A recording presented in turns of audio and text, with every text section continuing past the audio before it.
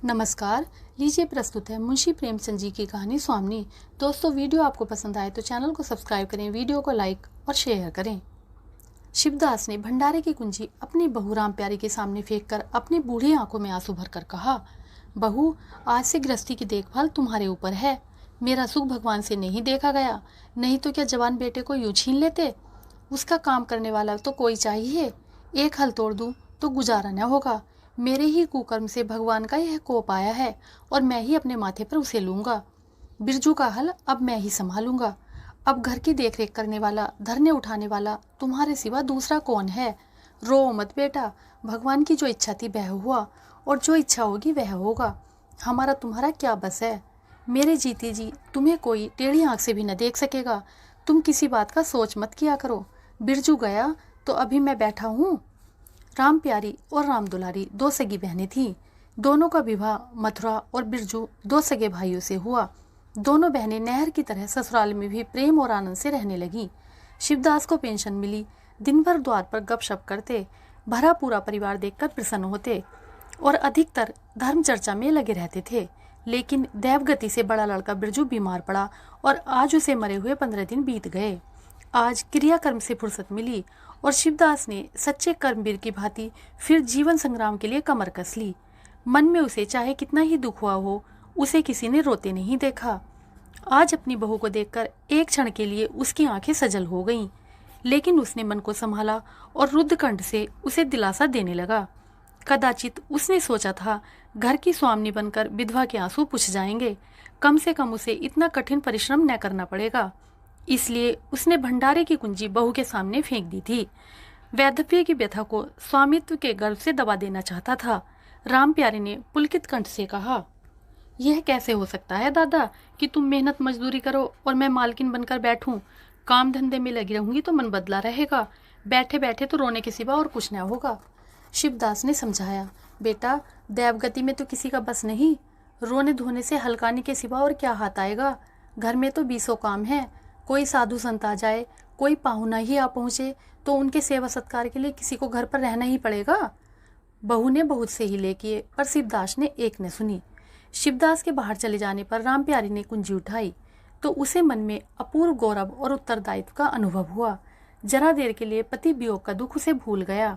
उसकी छोटी बहन और देवर दोनों काम करने गए हुए थे। शिवदास बाहर था। घर बिल्कुल खाली था। इस वक्त वह निश्चित होकर भंडारे को खोल सकती है।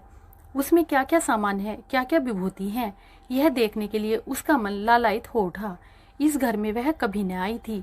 जब कभी किसी को कुछ देना या किसी से कुछ लेना होता था, तभी शिवदास आकर इस कोठरी को खोला करता था। फिर उसे बंद कर वह ताली अपनी कमर में रख लेता था। राम प्यारी कभी कभी द्वार की दरारों से भीतर झांकती थी, पर अंधेरे में कुछ न दिखाई देता। सारे घर के लिए वह कोठरी तिलिस्म या रहस्य था, जिसके विषय में भांति भांति की कल्पनाएं होती रहती थीं। आज राम प्यारी को वह रहस्य खोलकर देखने का अवसर मिल गया। उसने बाहर का द्वार बंद कर दिया कि कोई उसे भंडारे खोलते देख न ले। नहीं सोचेगा बेजरूरत उसने क्यों खोला। तब आकर कांपते हुए हाथों से ताला खोला। उसकी छाती धड़क रही थी कि कोई द्वार न खटखटाने लगे। अंदर पांव रखा तो उसे कुछ उसी प्रकार का, लेकिन उससे कहीं तीव्र आनंद हुआ जो उसे अपने गहने कपड़े की पिटारी खोलने में होता था। मटकों में गुड़, शक्कर, गेहूं, जौ आदि चीजें रखी हुई थी। एक किनारे बड़े बड़े बर्तन धरे थे जो शादी ब्याह के अवसर पर निकाले जाते थे या मांगे दिए जाते थे। एक आले पर मालगुजारी की रसीदें और लेन देन के पुर्जे बंधे हुए रखे थे।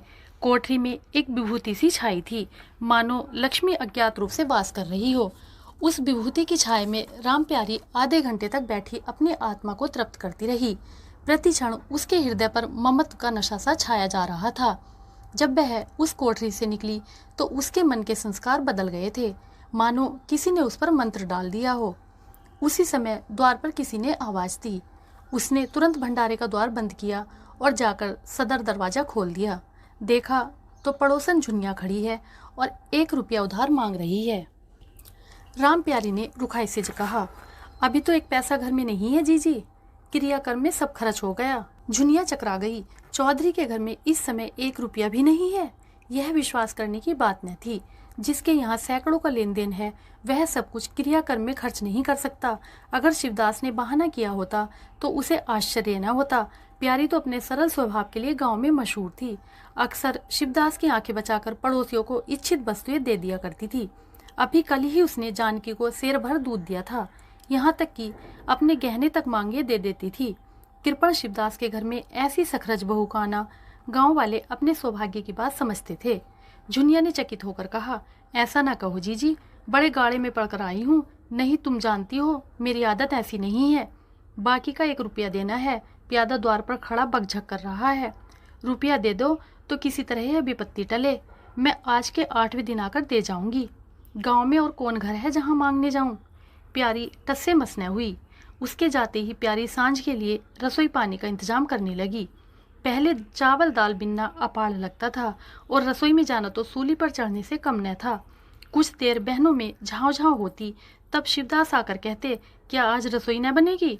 तो 2 में से 1 उठती और मोटे मोटे टिक्कर लगा कर रख देती, मानो बैलों का रातिब हो। आज प्यारी तन मन से रसोई के प्रबंध में लगी हुई है। अब वह घर की स्वामिनी है। तब उसने बाहर निकल कर देखा, कितना कूड़ा करकट पड़ा हुआ है। बुढ़ाऊ दिन भर मक्खी मारा करते हैं, इतना भी नहीं होता कि जरा झाड़ू ही लगा दें। अब क्या इनसे इतना भी न होगा? द्वार चिकना होना चाहिए कि देखकर आदमी का मन प्रसन्न हो जाए, यह नहीं कि उबकाई आने लगे। अभी कह दूं तो तिनक उठे। अच्छा, मुन्नी नांद से अलग क्यों खड़ी है? उसने मुन्नी के पास जाकर नांद में झांका, दुर्गंध आ रही थी। ठीक, मालूम होता है महीनों से पानी ही नहीं बदला गया। इस तरह तो गाय रह चुकी। अपना पेट भर लिया, छुट्टी हुई, और किसी से क्या मतलब। हाँ, दूध सबको अच्छा लगता है। दादा द्वार पर बैठे चिलम पी रहे हैं, मगर इतना नहीं होता कि 4 घड़ा पानी नांद में डाल दें। मजूर रखा है, वह भी 3 कौड़ी का। खाने को 1.5 सेर, काम करते नानी मरती है। आ जाता है तो पूछती हूँ, नांद में पानी क्यों नहीं बदला? रहना हो रहे, जाना हो जाए। आदमी बहुत मिलेंगे, चारों ओर तो लोग मारे मारे फिर रहे हैं। आखिर उससे न रहा गया, घड़ा उठाकर पानी लाने चली। शिवदास ने पुकारा, पानी क्या होगा बहू, इसमें पानी भरा हुआ है।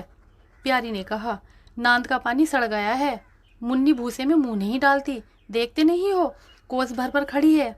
शिवदास मार्मिक भाव से मुस्कुराए और आकर बहू के हाथ से घड़ा ले लिया। कई महीने बीत गए। प्यारी के अधिकार में आते ही उस घर में जैसे वसंत आ गया। भीतर बाहर जहाँ देखिए किसी निपुण प्रबंधक के हस्त कौशल, सुविचार और सुरुचि के चिन्ह दिखते थे। प्यारी ने गृह यंत्र की ऐसी चाबी कस दी थी कि सभी पुर्जे ठीक ठाक चलने लगे थे। भोजन पहले से अच्छा मिलता है और समय पर मिलता है। दूध ज़्यादा होता है, घी ज़्यादा होता है और काम ज़्यादा होता है। प्यारी न खुद विश्राम लेती है, न दूसरों को विश्राम लेने देती है। घर में ऐसी बरकत आ गई है कि जो चीज़ मांगो घर ही में निकल आती है। आदमी से लेकर जानवर तक सभी स्वस्थ दिखाई देते हैं। अब वह पहले किसी दशा नहीं है कि कोई चिथड़े लपेटे घूम रहा है, किसी को गहने की धुन सवार है। हाँ, अगर कोई रुग्ण और चिंतित तथा मलिन वेश में है तो वह प्यारी है। फिर भी सारा घर उससे जलता है। यहाँ तक कि बूढ़े शिवदास भी कभी कभी उसकी बदगोई करते हैं। किसी को पहर रात रहे उठना अच्छा नहीं लगता। मेहनत से सभी जी चुराते हैं, फिर भी यह सब मानते हैं कि प्यारी न हो तो घर का काम न चले। और तो और दोनों बहनों में भी अब उतना अपनापन नहीं है। प्रातःकाल का समय था। दुलारी ने हाथों के कड़े लाकर प्यारी के सामने पटक दिए और घुन्नाई हुई बोली, लेकर इसे भी भंडारे में बंद कर दे। प्यारी ने कड़े उठा लिए और कोमल स्वर में कहा, कह तो दिया हाथ में रुपये आने दे, बनवा दूंगी। अभी ऐसा घिस नहीं गया है कि आज ही उतार कर फेंक दिया जाए। दुलारी लड़ने को तैयार होकर आई थी। बोली, तेरे हाथ में काहे को कभी रुपये आएंगे और काहे को कड़े बनेंगे? जोड़ जोड़ कर रखने में मजा आता है ना। प्यारी ने हंसकर कहा, जोड़ जोड़ रखती हूँ तो तेरे लिए ही कि मेरे कोई और बैठा हुआ है, कि मैं सबसे ज्यादा खा पहन लेती हूँ। मेरा अनंत कब का टूटा पड़ा है। दुलारी, तुम न खाओ न पहनो, जस तो पाती हो। यहाँ खाने पहनने के सिवा और क्या है? मैं तुम्हारा हिसाब किताब नहीं जानती। मेरे कड़े आज बनने को भेज दो। प्यारी ने सरल विनोद के भाव से पूछा, रुपये न हो तो कहाँ से लाऊं? दुलारी ने उदंडता के साथ कहा, मुझे इससे कोई मतलब नहीं, मैं तो कड़े चाहती हूँ। इसी तरह घर के सब आदमी अपने अपने अवसर पर प्यारी को 2-4 खोटी खोटी सुना जाते थे और वह गरीब सबकी धौंस हंसकर सहती थी। स्वामिनी का यह धर्म है कि सबकी धौंस सुन ले और करे वही जिसमें घर का कल्याण हो। स्वामित्व के कवच पर धौंस ताने धमकी किसी का असर नहीं होता। उसकी स्वामिनी की कल्पना इन आघातों से और भी स्वस्थ होती थी। वह गृहस्थी की संचालिका है।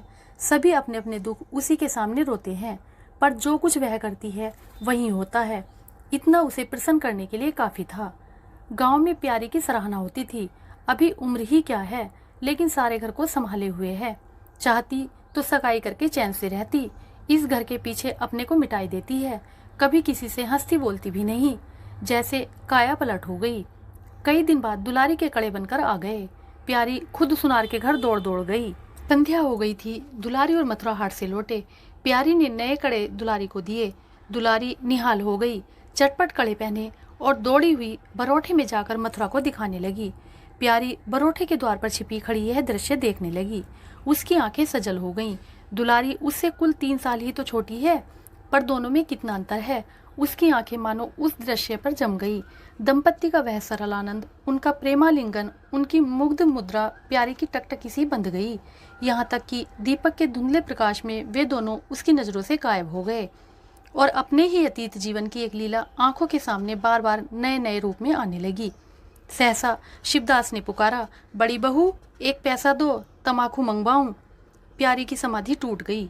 आंसू पोंछती हुई भंडारे में से पैसा लेने चली गई। एक एक करके प्यारी के गहने उसके हाथ से निकलते जाते थे। वह चाहती थी मेरा घर गांव में सबसे संपन्न समझा जाए, और इस महत्वाकांक्षा का मूल्य देना पड़ता था। कभी घर की मरम्मत के लिए और कभी बैलों की नई गोई खरीदने के लिए, कभी नातेदारों के व्यवहार के लिए, कभी बीमारों की दवा दारू के लिए रुपए की जरूरत पड़ती रहती थी। और जब बहुत कतर विनोद करने पर भी काम न चलता तो वह अपनी कोई न कोई चीज निकाल ही देती, और चीज एक बार हाथ से निकलकर फिर न लौटती थी। वह चाहती तो इनमें से कितने ही खर्चों को टाल जाती, पर जहाँ इज्जत की बात पर आ पड़ती वह दिल खोलकर खर्च करती। अगर गांव में हेटी हो गई तो क्या बात रही, लोग उसी का नाम तो धरेंगे। दुलारी के पास भी गहने थे, 2-1 चीजें मथुरा के पास भी थी, लेकिन प्यारी उनकी चीजें न छूती। उनके खाने पहनने के दिन हैं, वे इस जंजाल में क्यों फंसे। दुलारी को लड़का हुआ तो प्यारी ने धूम से जन्मोत्सव मनाने का प्रस्ताव किया। शिवदास ने विरोध किया, क्या फायदा, जब भगवान की दया से सगाई ब्याह के दिन आएंगे तो धूमधाम कर लेना। प्यारी का हौसलों से भरा दिल भला क्यों मानता। बोली, कैसी बात कहते हो दादा, पहलौठे लड़के के लिए भी धूमधाम न हुई तो कब होगी। मन तो नहीं मानता, फिर दुनिया क्या कहेगी। नाम बड़े दर्शन थोड़े, मैं तुमसे कुछ नहीं मांगती, अपना सारा सरजाम कर लूंगी, गहनों के माथे जाएगी और क्या। शिवदास ने चिंतित होकर कहा, इस तरह एक दिन धागा भी न बचेगा। कितना समझाया, बेटा भाई भौजाई किसी के नहीं होते, अपने पास 2 चीजें रहेंगी तो सब मुंह जोहेंगे, नहीं तो कोई सीधे मुंह बात भी ना करेगा। प्यारी ने ऐसा मुंह बनाया मानो वह ऐसी बूढ़ी बातें बहुत सुन चुकी है, और बोली, जो अपने हैं वे भी न पूछे तो भी अपने ही रहते हैं। मेरा धर्म मेरे साथ है, उनका धर्म उनके साथ है। मर जाऊंगी तो क्या छाती पर लाद ले जाऊंगी। धूमधाम से जन्मोत्सव मनाया गया। बरही के दिन सारी बिरादरी का भोज हुआ। लोग खा पी कर चले गए। प्यारी दिन भर की थकी मांदी आंगन में एक टाट का टुकड़ा बिछाकर कमर सीधी करने लगी। आंखें झपक गईं। मथुरा उसी वक्त घर में आया। नवजात पुत्र को देखने के लिए उसका चित्त व्याकुल हो रहा था। दुलारी सौर ग्रह से निकल चुकी थी। गर्भावस्था में उसकी देह क्षीण हो गई थी, मुंह भी उतर गया था, पर आज स्वस्थता की लालिमा मुख पर छाई हुई थी। सौर के संयम और पौष्टिक भोजन ने देह को चिकना कर दिया था।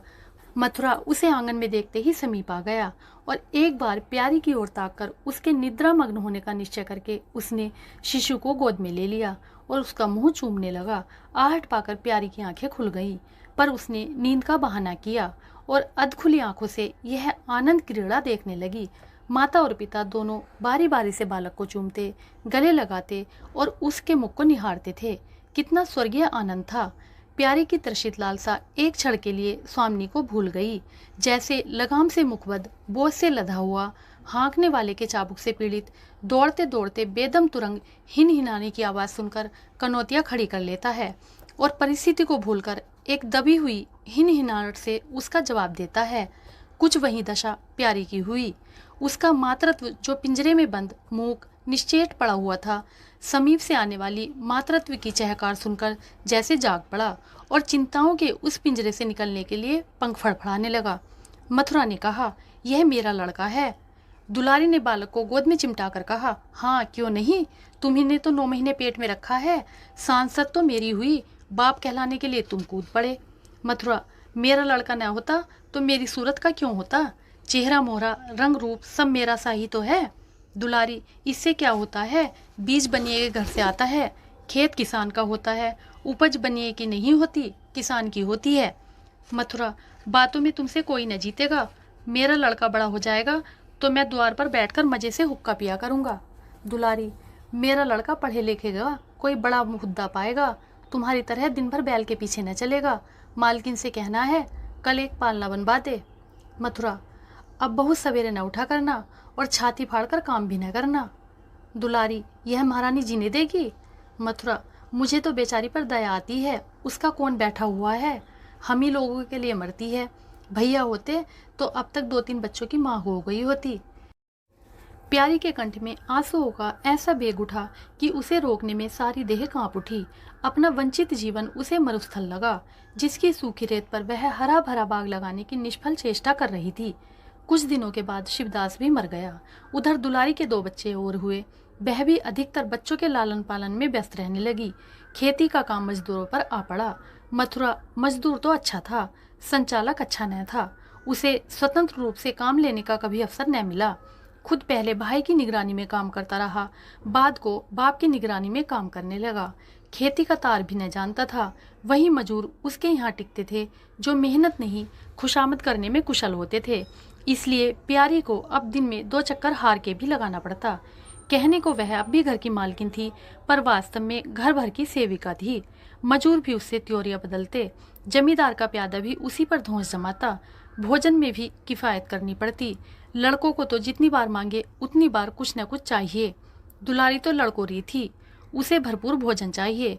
मथुरा घर का सरदार था, उसके इस अधिकार को कौन छीन सकता था? मजूर भला क्यों रियायत करने लगे थे? सारी कसर प्यारी पर ही निकलती थी। वही एक फालतू की चीज थी, अगर आधा पेट खाए तो किसी को हानि न हो सकती थी। 30 वर्ष की अवस्था में उसके बाल पक गए, कमर झुक गई, आंखों की जोत कम हो गई, मगर वह प्रसन्न थी। स्वामित्व का गौरव इन सारे जख्मों पर मरहम का काम करता था। एक दिन मथुरा ने कहा, भाभी अब तो कहीं परदेश जाने का जी होता है, यहाँ तो कमाई में बरकत नहीं, किसी तरह पेट की रोटी चल जाती है, वह भी रोध होकर। कई आदमी पूरब से आए हैं, वे कहते हैं वहाँ 2-3 रुपए रोज की मजदूरी हो जाती है। 4-5 साल भी रह गया तो माला माल हो जाऊंगा। अब आगे लड़के बाले हुए तो इनके लिए भी तो कुछ करना चाहिए। दुलारी ने समर्थन किया, हाथ में 4 पैसे होंगे, लड़कों को पढ़ाएंगे लिखाएंगे, हमारी तो किसी तरह कट गई, लड़कों को तो आदमी बनाना है। प्यारी यह प्रस्ताव सुनकर अवाक रह गई, उनका मुंह ताकने लगी। इसके पहले इस तरह की बातचीत कभी न हुई थी। यह धुन कैसे सवार हो गई, उसे संदेह हुआ। शायद मेरे कारण यह भावना उत्पन्न हुई। बोली, मैं तो जाने को न कहूँगी, आगे जैसी इच्छा हो। लड़कों को पढ़ाने लिखाने के लिए यहाँ भी तो मदरसा है, फिर क्या नित्य यही दिन बने रहेंगे? 2-3 साल भी खेती बन गई तो सब कुछ हो जाएगा। मथुरा, इतने दिनों खेती करते हो गए, अब तक न बनी तो अब क्या बन जाएगी? इस तरह एक दिन चल देंगे, मन की मन में रह जाएगी। फिर अब पोरुख भी तो थक रहा है, यह खेती कौन संभालेगा? लड़कों को मैं चक्की में जोतकर उनकी जिंदगी बर्बाद नहीं करना चाहता। प्यारी ने आंखों में आंसू लाकर कहा, भैया घर पर जब तक आधी मिले सारी के लिए न धावना चाहिए। अगर मेरी ओर से कोई बात हो तो अपना घर बार अपने हाथ में करो, मुझे एक टुकड़ा दे देना, पड़ी रहूंगी। मथुरा आर्द्र कंठ होकर बोला, भाभी यह तुम क्या कहती हो? तुम्हारे ही संभाले यह घर अब तक चला है, नहीं रसातल में चला गया होता। इस गृहस्थी के पीछे तुमने अपने को मिट्टी में मिला दिया, अपनी देह घुला डाली। मैं अंधा नहीं हूँ, सब कुछ समझता हूँ। हम लोगों को जाने दो, भगवान ने चाहा तो घर फिर संभल जाएगा। तुम्हारे लिए हम बराबर खर्च बरच भेजते रहेंगे। प्यारी ने कहा, जो ऐसा ही है तो तुम चले जाओ, बाल बच्चों को कहाँ कहाँ बांधे फिरोगे? दुलारी बोली, यह कैसे हो सकता है बहन? यहाँ देहात में लड़के क्या पढ़ेंगे लिखेंगे? बच्चों के बिना इनका जी भी वहाँ न लगेगा। दौड़ दौड़ कर घर आएंगे और सारी कमाई रेल खा जाएगी। परदेश में अकेले जितना खर्चा होगा उतने में सारा घर आराम से रहेगा। प्यारी बोली, तो मैं ही यहाँ रहकर क्या करूँगी? मुझे भी लेते चलो। दुलारी उसे साथ ले चलने को तैयार न थी। कुछ दिन जीवन का आनंद उठाना चाहती थी। अगर परदेश में भी यह बंधन रहा तो जाने से फायदा ही क्या। बोली, बहन तुम चलती तो क्या बात थी, लेकिन फिर यहाँ का कारोबार तो चौपट हो जाएगा। तुम तो कुछ न कुछ देखभाल करती ही रहोगी।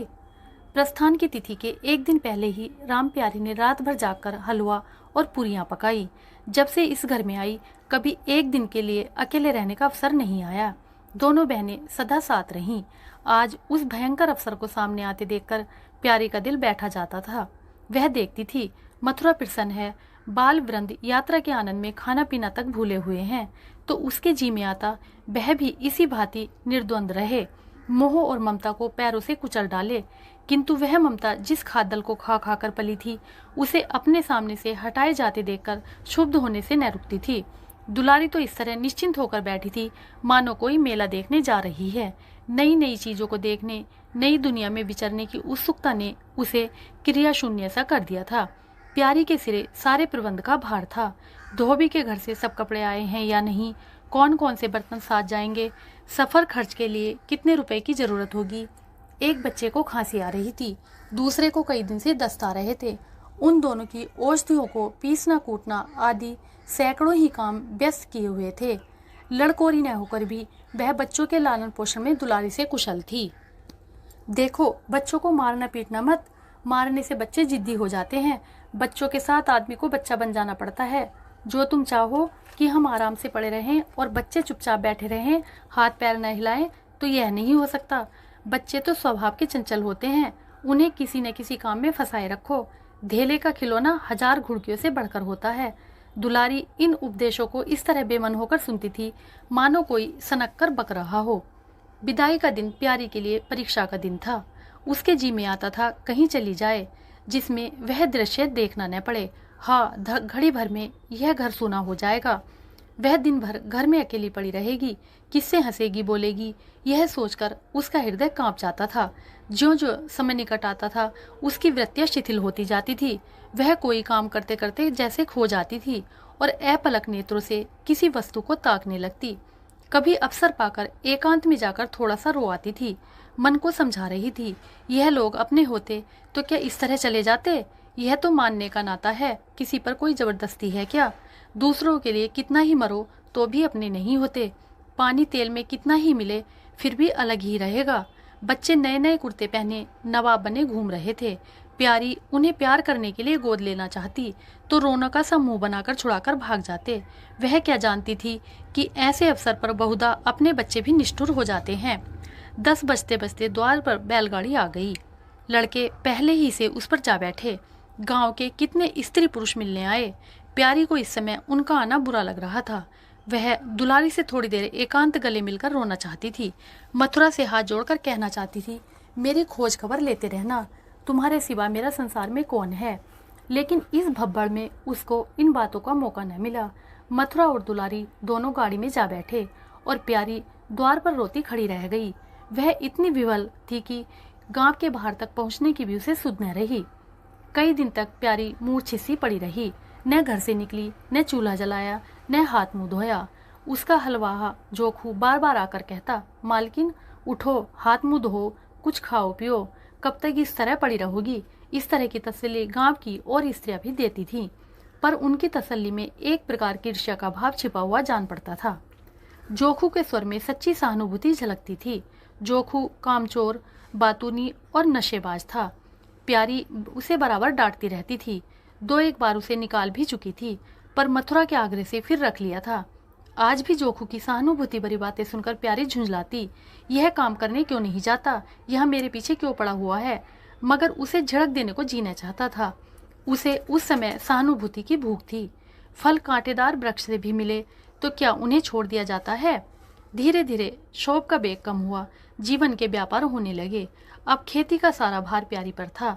लोगों ने सलाह दी, एक हल तोड़ दो और खेतों को उठा दो, पर प्यारी का गर्व यो ढोल बजाकर अपनी पराजय स्वीकार न करना था। सारे काम पूर्ववत चलने लगे। उधर मथुरा की चिट्ठी पत्री न भेजने से उसके अभिमान को और भी उत्तेजना मिली। वह समझता है मैं उसके आसरे बैठी हूँ, उसके चिट्ठी भेजने से मुझे कोई निधि न मिल जाती। उसे अगर मेरी चिंता नहीं है तो मैं कब उसकी परवाह करती हूँ। घर में तो अब विशेष काम रहा नहीं।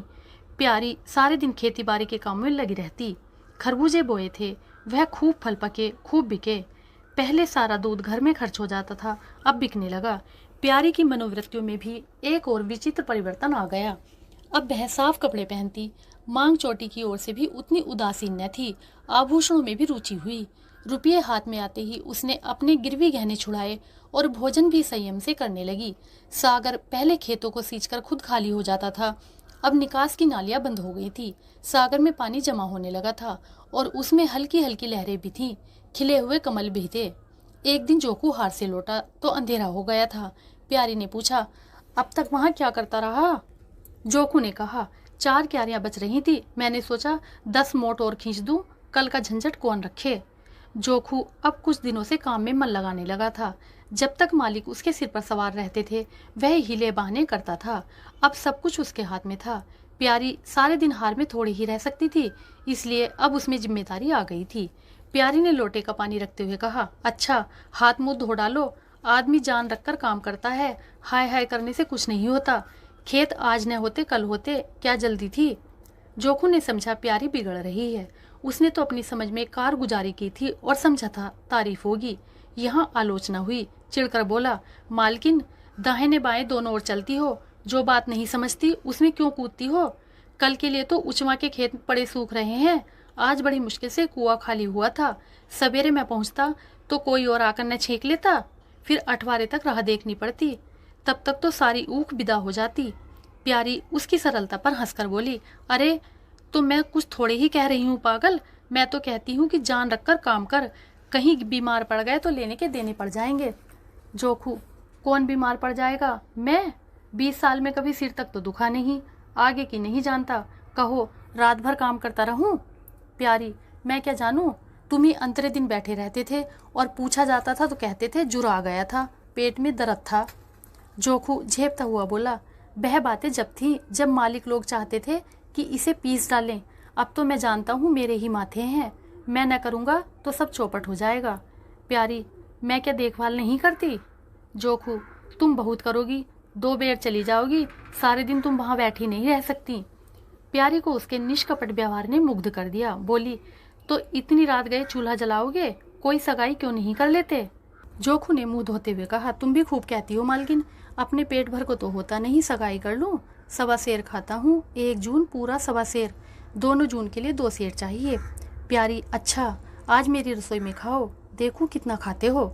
जोखू ने पुलकित होकर कहा, नहीं मालकिन, तुम बनाते बनाते थक जाओगी, हाँ आध सेर के 2 रोटा बनाकर खिला दो तो खा लूँ। मैं तो यही करता हूँ, बस आटा सान कर 2 लीट बनाता हूँ और उपले पर सेक लेता हूँ, कभी मट्ठे से, कभी नमक से, कभी प्याज से खा लेता हूँ और आकर पड़ा रहता हूँ।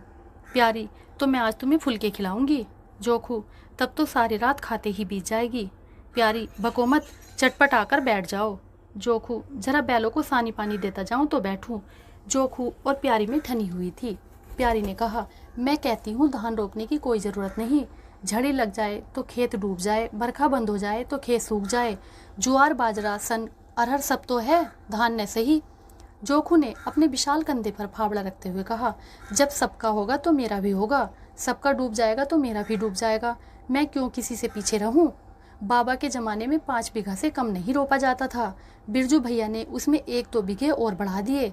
मथुरा ने भी थोड़ा बहुत हर साल रोपा, तो मैं क्या सबसे गया बीता हूँ।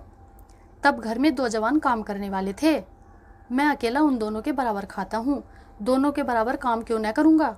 चल झूठा कहीं का, कहते थे 2 सेर खाता हूँ, 4 सेर खाता हूँ, आध सेर में रह गए। एक दिन तोलो तब मालूम हो, तोला है। बड़े खाने वाले, मैं कहे देती हूँ, धान न रोपो, मजूर मिलेंगे नहीं, अकेले हलकान होना पड़ेगा। तुम्हारी बला से मैं ही हलकान हूँगा न, यह देह किस दिन काम आएगी। प्यारी ने उसके कंधे पर से फावड़ा ले लिया और बोली, तुम पहर रात से पहर रात तक ताल में रहोगे, अकेले मेरा जी उबेगा। जोखू को उबने का अनुभव न था, कोई काम न हो तो आदमी पड़कर सो रहे, जी क्यों उबे। बोला, जी उबे तो सो रहना, मैं घर रहूँगा तब तो और भी जी उबेगा, मैं खाली बैठता हूँ तो बार बार खाने की सूझती है, बातों में देर हो रही है और बादल घिरे आते हैं। प्यारी ने कहा, अच्छा कल से जाना, आज बैठो। जोखू ने मानो बंधन में पड़कर कहा, अच्छा बैठ गया, कहो क्या कहती हो। प्यारी ने विनोद करते हुए पूछा, कहना क्या है, मैं तुमसे पूछती हूँ, अपनी सगाई क्यों नहीं कर लेते? अकेले मरती हूँ तब 1 से 2 हो जाऊंगी। जोखू शर्माता हुआ बोला, तुमने फिर वही बेबात की बात छेड़ दी। मालकिन, किससे सगाई कर लूँ? ऐसी महरिया लेकर क्या करूँगा जो गहनों के लिए मेरी जान खाती रहे? प्यारी, यह तो तुमने बड़ी कड़ी शर्त लगाई। ऐसी औरत कहाँ मिलेगी जो गहने भी न चाहे? जोखू, यह मैं थोड़े ही कहता हूँ कि वह गहने न चाहे, हाँ मेरी जान न खाए। तुमने तो कभी गहनों के लिए हट न किया, बल्कि अपने सारे गहने दूसरों के ऊपर लगा दिए। प्यारी के कपोलों पर हल्का सा रंग आ गया। बोली, अच्छा और क्या चाहते हो? जोखू, मैं कहने लगूंगा तो बिगड़ जाओगी। प्यारी की आंखों में लज्जा की एक रेखा नजर आई और बोली, बिगड़ने की बात कहोगे तो जरूर बिगड़ूंगी। जोखू, तो मैं न कहूँगा। प्यारी ने उसे पीछे की ओर ठेलते हुए कहा, कहोगे कैसे नहीं, मैं कहला के छोड़ूंगी। जोखू, मैं चाहता हूँ कि वह तुम्हारी तरह हो, ऐसी गंभीर हो, ऐसी ही बातचीत में चतुर हो, ऐसा ही अच्छा पकाती हो, ऐसी ही किफ़ायती हो, ऐसी ही हंसमुख हो। बस ऐसी औरत मिलेगी तो करूँगा, नहीं इसी तरह पड़ा रहूँगा। प्यारी का मुख लज्जा से आरक्त हो गया। उसने पीछे हटकर कहा, तुम बड़े नटखट हो, हंसी हंसी में सब कुछ कह गए। नमस्कार।